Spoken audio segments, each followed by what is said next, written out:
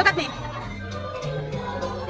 As usual mga milit, upload na naman yung ating video. At hindi muna natin to i-introhan ng A Day in My Life mga mi kasi mix yung video na to. Dito natin makikita yung behind the scenes sa costume ng aking toddler na Lapu-Lapu. At ito nga yung una kong ginawa mga mi, ang buhok ni Lapu-Lapu. Gamit nga ako dyan mga mi ng folder at yung damit na nabili ko sa Okay-Okay na siyang ginupit-gupit ko para magmukhang buhok. Sinunod ko na nga din gawin dyan yung kanyang kalasag mga mi na yung hitsura ay sa akin lang ding utak nang gagaling. Nagamit ko pa nga din dyan yung folder na tira ko na aking ginamit sa kanyang buhok. Para maging hawakan niya at nagdagdag na lang din ako ng garter para maging support. At sa part na to, inumpisahan ko na yung kanyang chinelas pero kinabukasan ko na tinapos. Kaya nakita na dyan na nagbago na yung aking damit. Sinukat ko nga lang to sa kanyang crocs sabay tansya-tansya na lang dyan sa garter na pagsisiksika ng kanyang paa. Uwi ko nga sa bahay ay gumawa nga ako ng DIY pendant ng kanyang kwentas at ginawan ko na din siya ng mga bracelet at pang tali-tali na hindi ko na na-videohan. DJ, hold your espada properly. Hold it.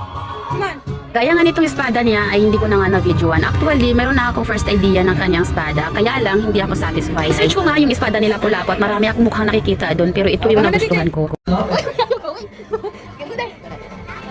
At oras na mga mi para irampa na ang kanyang Lapu-Lapu costume kasi dumating na nga ang kanilang buwan ng wika. At Go.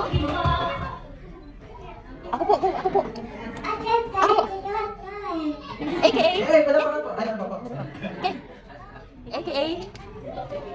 Go there.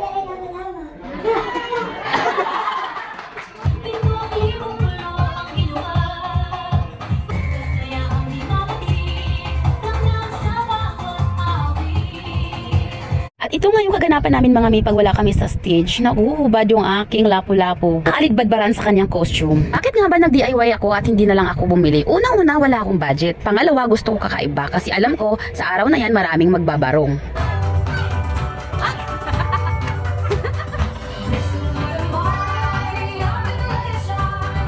Ito na mga mi, hindi talaga ako nag-expect na siya yung magiging lakan sa dami ba namang nagwagwapuhang mga barong na suot ng mga bata. For me mga mi, deserve naman talaga ng bibilog ko yung pagiging lakan niya. Pag nasa stage siya, na-execute din naman talaga niya yung kanyang karakter as Lapu-Lapu, seryoso at behave din talaga naman siya. At hanggang dito na lang yung ating video, bye bye!